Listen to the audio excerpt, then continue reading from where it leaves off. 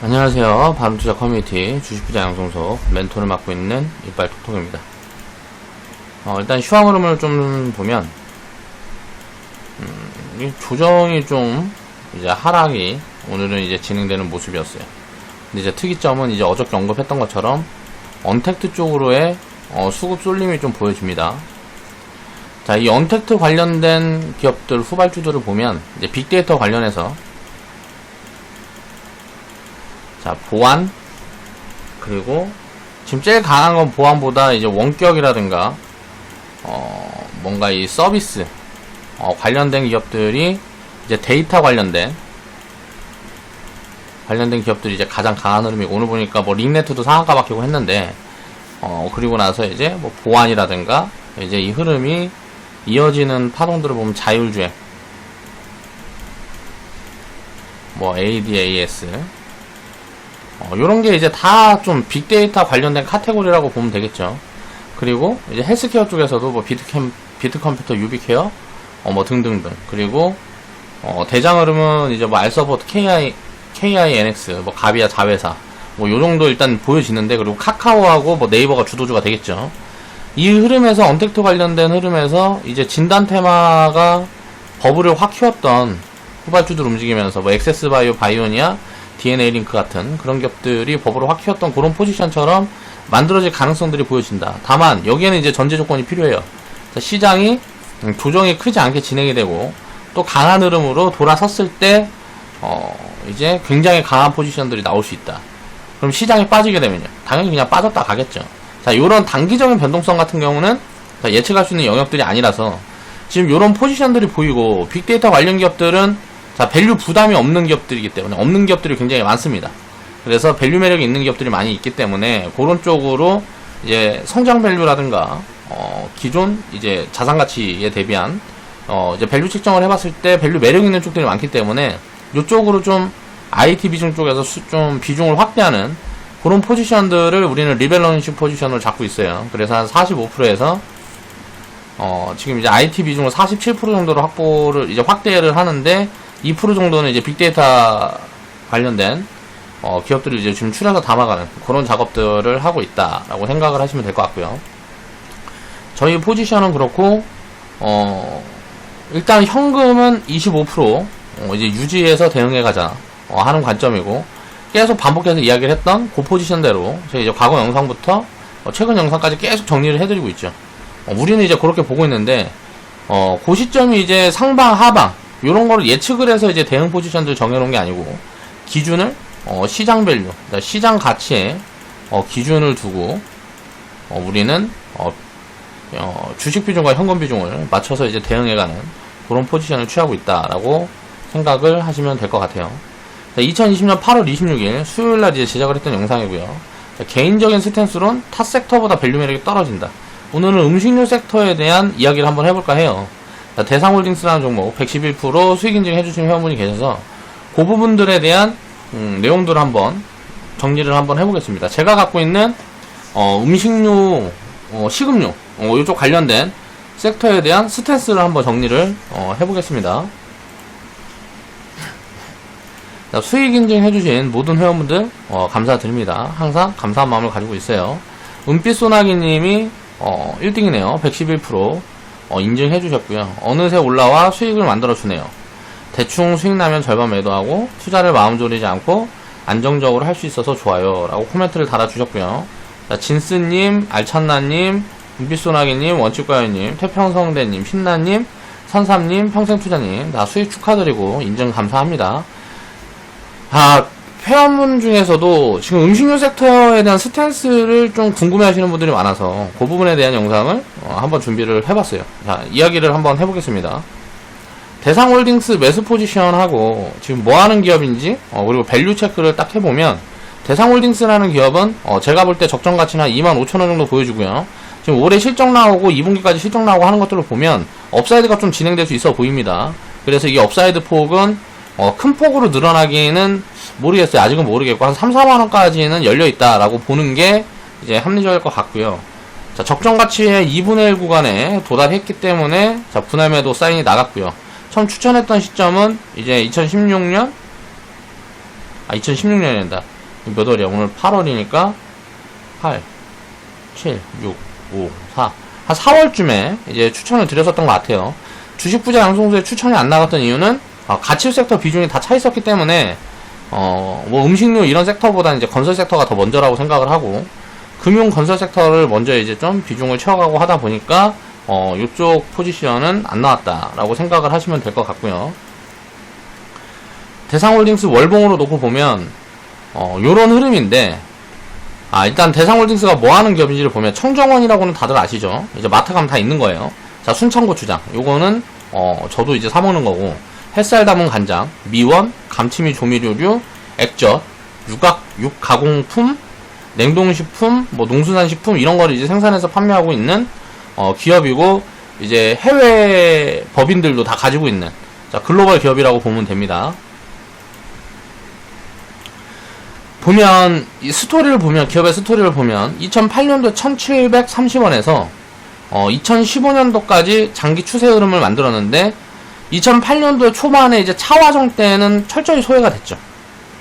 철저히 소외가 됐습니다. 그러면서 이제 밸류를 꾸준히 쌓아 나가다가 이제 차화정이 지고 주도 섹터 흐름을 받아서 음식료 섹터하고 화장품 섹터가 2015년도까지, 2011년도 유럽 리스크 있은 다음부터 2015년도까지 가장 강한 흐름을 보여줬어요. 그때 이제 버블을 만들었고요. 자, 그때 버블을 만들어간 포지션이 딱 보면 제가 생각했을 때 한 15,000원에서 29,000원, 여기에서 나왔던 이 100% 정도가 저는 이제 버블 포지션이었다고 생각을 하고 있고요. 이것도 이제 밸류에 놓고 이제 생각을 해봤을 때 그 정도 포지션이지 않나. 그러니까 미래 실적을 아주 먼 미래의 실적을 땡겨와서 반영해 놓은 구간.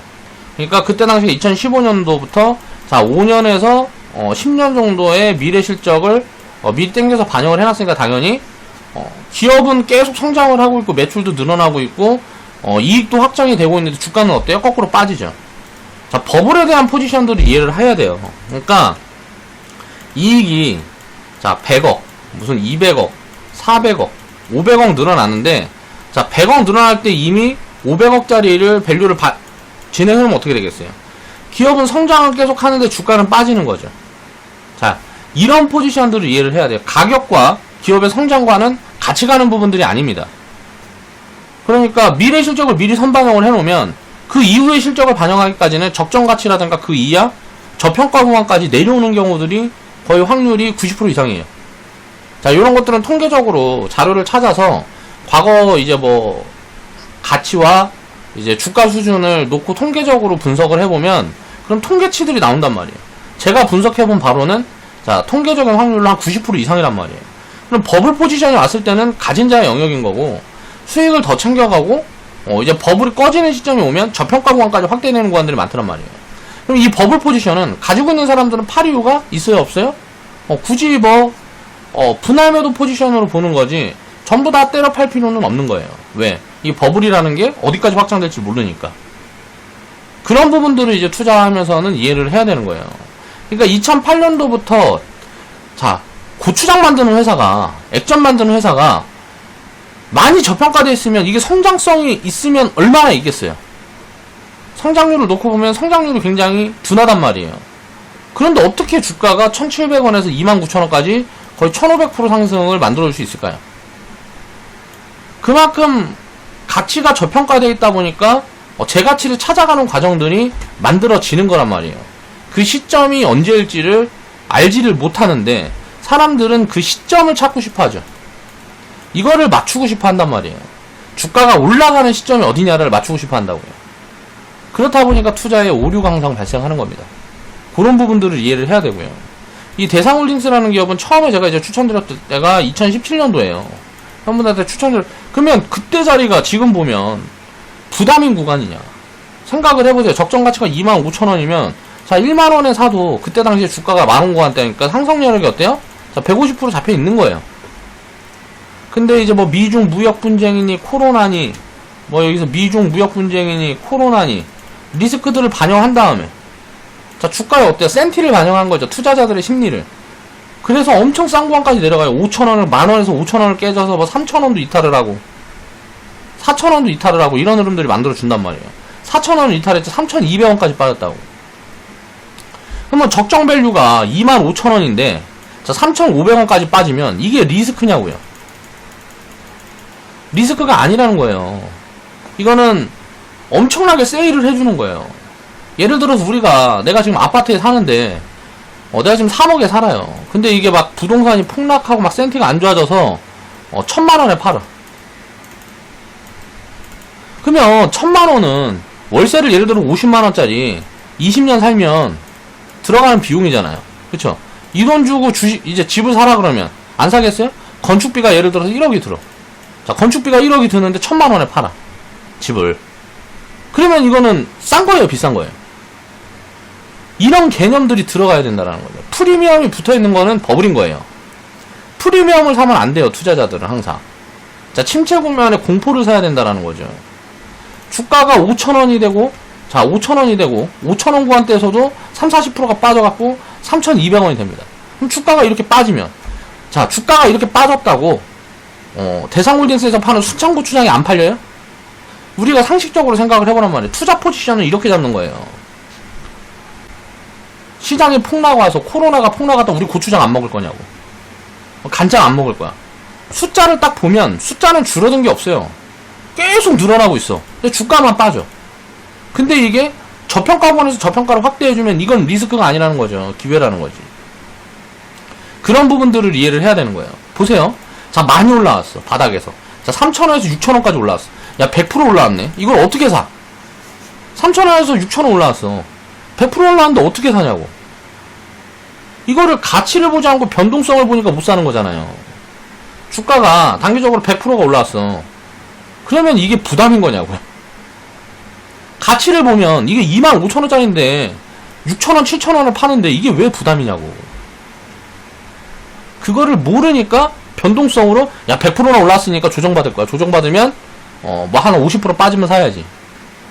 이런 변동성을 예측을 해서 변동성에 맞춰서 대응 포지션을 차면 항상 엇박자만 타는 거예요. 그런 걸 이해를 해야 되는데 목이 터져라 외쳐도 아무도 관심이 없습니다. 자, 대상홀딩스 같은 경우는 대충 해서 실적 추이라든가 이런 걸 생각을 해서 자, 임의적인 제가 성장선을 한번 그려봤어요. 지금 이제 25,000원 구간대 정도 되니까 요것보다는 살짝 성장선이 높아도 될 것 같은데 대충 이렇게 그려놨다 치면 이 성장선 밑으로 내려왔을 때는 어때요? 엄청나게 좋은 기회인 거예요. 그러면 지금도 한참 밑에 있으니까 좋은 기회 아니냐. 그쵸? 좋은 기회죠. 다만 바닥 구간에서 한 400% 올라갔으니까 아까 이야기했던 변동성이 저도 자꾸 신경이 쓰이는 거죠. 그리고 그걸로 대응을 하는 게 아니고 바닥에서 얼마나 올라왔고 뭐 이런 거 이 변동성을 가지고 사고 못 사고를 결정하는 게 아니고 적정 가치를 놓고 봤는데 이 2분의 1 구간이면 지금 이제 상승 여력이 100% 정도 남아있다라고 볼 수 있는데 업사이드는 차치하고 보는 겁니다. 그러면 다른 섹터와의 비교를 해보는 거죠. 야, 건설 섹터는 상승 여력이 300% 500% 남아있는데 지금 음식료 섹터를 할 시간이 없는 거예요. 그래서 적극적으로 추천을 안 드리는 겁니다.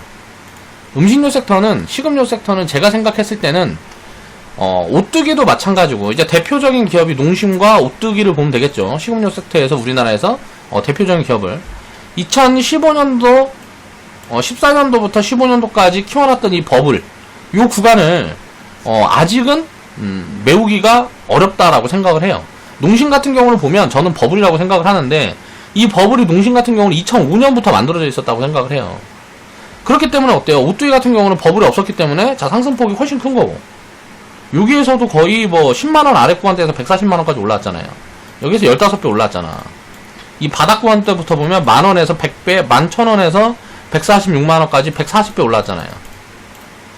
근데 농심은 어때요? 자, 4만원에서 54만원까지 오뚜기 100배 올라올 때 얘는 몇 배 올라왔어요? 11배 올라왔죠.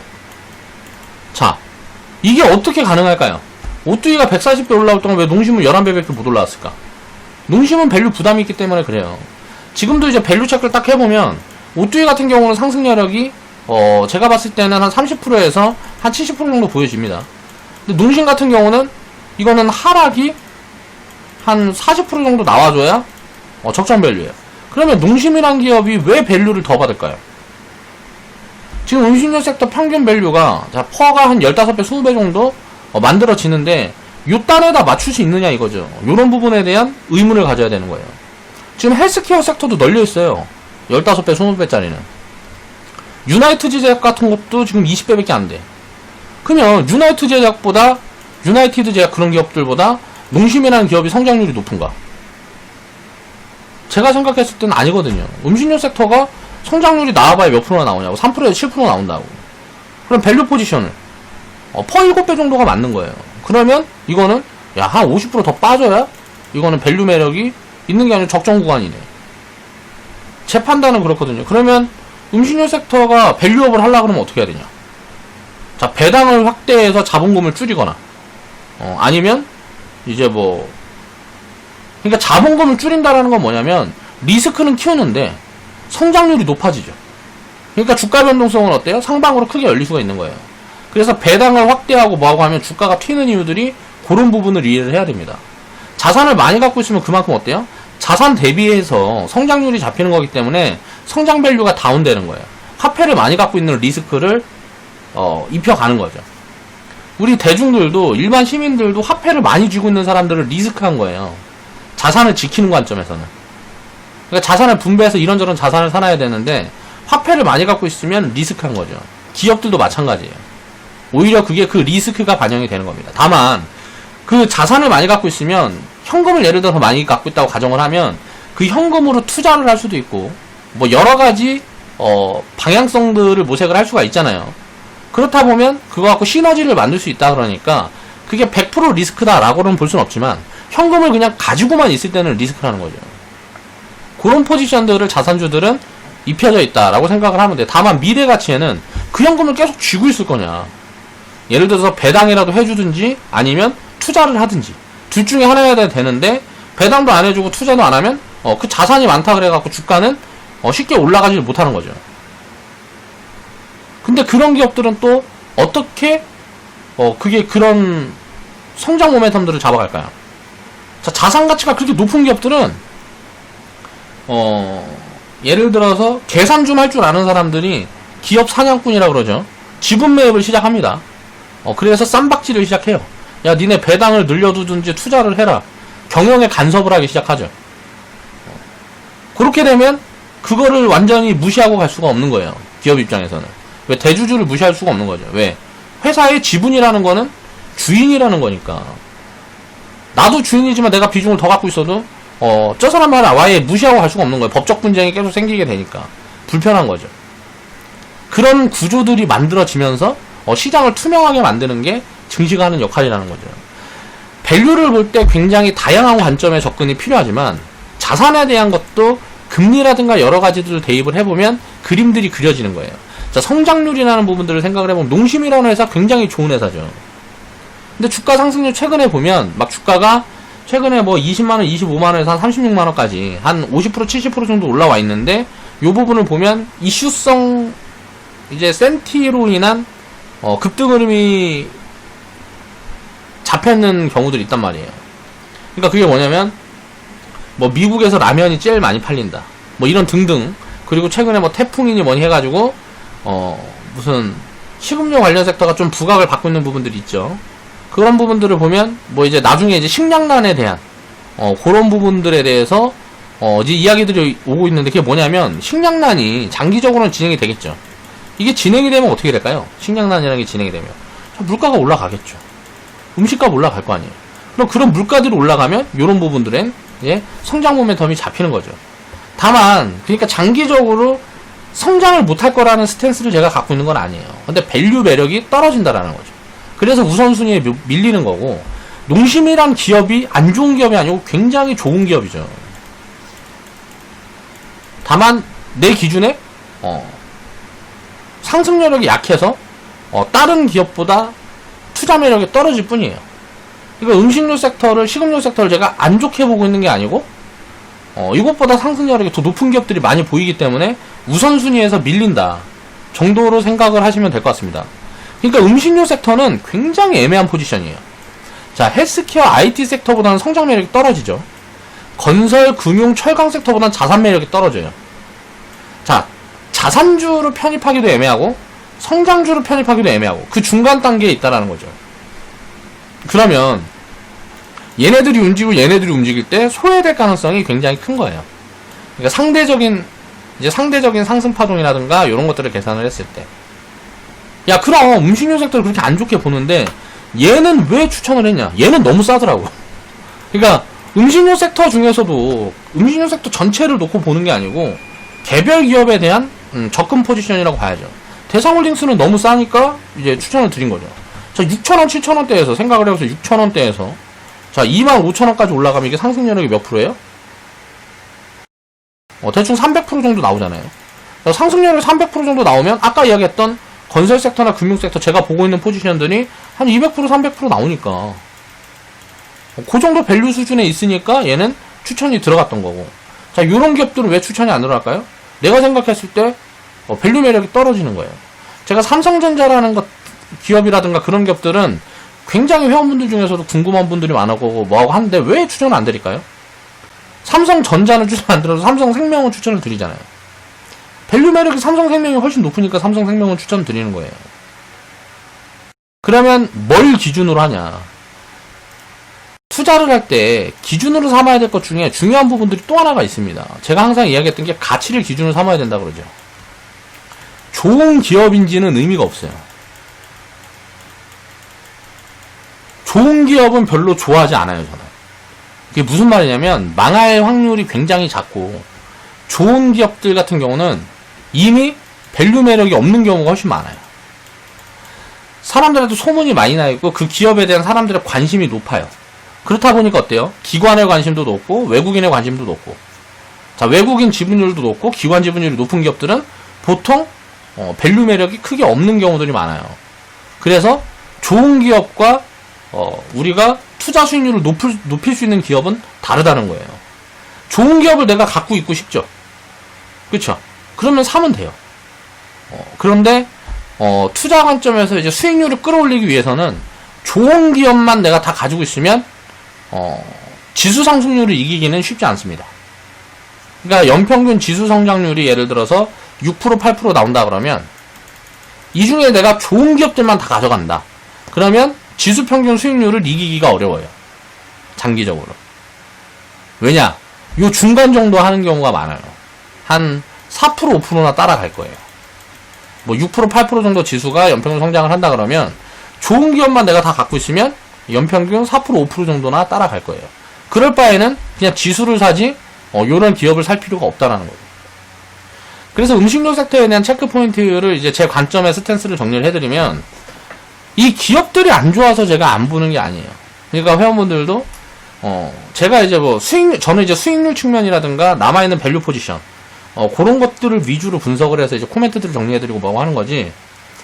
남들이 다 알고 또 좋아하는 많은 대중이 좋아하는 기업들 그런 기업들은 그렇게 매력이 없어요. 투자 매력이 떨어진다라고 생각을 해요. 다만 너무 고위험 섹터 바이오 같은 경우는 너무 고위험이죠. 이런 기업들의 비중이 많이 가져가려고 그러면 좋은 기업들의 비중도 함께 늘려가는 게 오히려 유리할 수 있죠. 왜? 공격적인 포지션을 많이 취하는 거니까. 그러니까 내 포트폴리오를 설정을 할 때 여러 가지 대응 방향 중에서 고민들을 다양하게 해나가다 보면 이런 부분들을 이해를 하게 됩니다. 그래서 음식료 섹터는 제가 밸류 포지션이 안 좋다라고 생각을 하는 게 그러니까 기업 내용이 안 좋다라고 생각을 하는 게 아니고 기업 내용은 굉장히 좋다라고 생각을 하는데 내 기준에 다른 예를 들어서 이야기를 했던 것처럼 자 성장 섹터는 헬스케어나 IT가 더 좋아 보이고 자산주 개념으로 가치주 섹터로 보기에는 건설, 금융, 철강 쪽이 더 좋아 보이는 거죠. 그래서 음식료 섹터는 자 포지션 대응이 거의 없는 거예요. 그렇게 이해를 하시면 될 것 같습니다. 다만 음식료 섹터를 진짜 관심을 가지고 싶다 그러면 제가 생각했을 때는 우리나라 기업이 아니고 중국, 베트남 성장률이 굉장히 5% 이상대가 찍히는 그런 국가들에 집중을 해야 된다라고 생각을 해요. 성장률이 이렇게 큰 기업들은 결국은 나중에 계속 모아가다 보면 음식료 섹터는 폭발할 수밖에 없거든요. 지금 중국이라든가 베트남에 있는 음식료 기업들의 포지션이 자 농심이 2001년도 오뚜기 뭐 2001년도 요런 포지션과 비슷하다라고 생각을 하시면 돼요. 그러면 앞으로 한 10년 20년 보유한다 그러면 10배에서 100배가 가능할 그런 음식료 기업들은, 그런 고성장이 가능한 기업들은 중국이나 베트남에서 찾아야 된다는 거죠. 우리나라에 있는 기업들은 그렇게까지 성장을 할 수 있는 가능성들이 굉장히 작아요. 글로벌리 봐도 경쟁 부분에서 이제 밀리고요. 우리나라 자체는 이제 내수 소비 같은 경우는 여기에서 성장을 급하게 해나가기가 어려워요. 우리나라도 뭐 이미 GDP가 3만이 넘어가는 구간이기 때문에 여기에서 내수 소비가 크게 확장이 되긴 어렵다는 거죠. 또 인구도 줄고 있고, 가장 중요한 게 음식료 섹터 같은 경우는 인구가 느는 국가를 봐야 돼요. 베트남 같은데. 중국 같은 경우도 최근에 보면 인구가 줄어든다 뭐 하거나 하고 있는데, 이건 이제 법적으로 이제 제재를 하는 부분들이 커서 그런 것들이 있고, 중국 같은 경우는 소비가 확장될 수 있는 여력들이 굉장히 많은 게 GDP가 지금 한 1만 정도밖에 안 되거든요, 중국은. 그러면 이게 우리나라처럼 2만, 3만 확장이 되게 되면, 자, 농심이나 오뚜기 같은 기업들이 중국 기업 중엔 많이 나올 수 있다는 거죠. 자, 포지션을 그렇게 두는 게 저는 합리적이라고 생각합니다. 그러면 음식료 섹터에 굉장히 관심이 있다. 그럼 우리나라 기업이 아니고 베트남이나 중국에서 좀 이제 독점적 구조를 갖고 있는, 그러니까 점유율이 굉장히 높은 그런 음식료 기업들을 3개, 5개 뭐 요 정도 분산을 해서 내 포트폴리오에 섞어주면 굉장히 장기적으로 유리한 포지션이지 않나, 그렇게 생각을 해봅니다. 대상홀딩스 같은 기업은 이제 우리는 많이 쌀 때 담아놨기 때문에, 자, 포지션에 약간, 이거는 섹터 전체의 포지션이 아니고 이 기업 일부에 대한 포지션이라고 생각을 하시면 될 것 같아요. 자, 그 정도 보고 나중에 이제 성장을 더해서 한 3년, 5년이나 지났는데 성장을 더했는데 주가 수준이 지금에 있으면 어떻게 되겠어요? 당연히 밸류 매력이 많이 높아지겠죠. 그런 포지션들이 온다 그러면 그때쯤이나 이제 관심을 가져볼 그런 포지션이다. 개인적으로는 이제 그렇게 생각을 하고 있습니다. 자, 오늘 방송 마무리할게요.